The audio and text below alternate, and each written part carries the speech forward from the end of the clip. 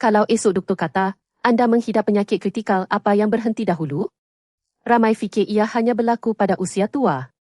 Tetapi risikonya boleh datang ketika kita masih bekerja dan menanggung keluarga.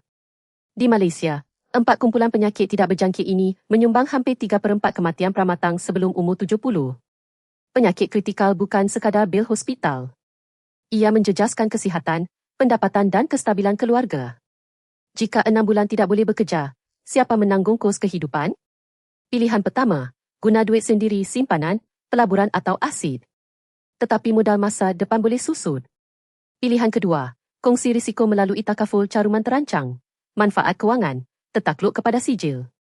Takaful bukan pay later. Ia perlu dipohon sebelum diagnosis dan dinilai dari sudut kesihatan serta kewangan. Jangan tunggu diagnosis. Semak risiko, saring kesihatan dan rancang perlindungan hari ini.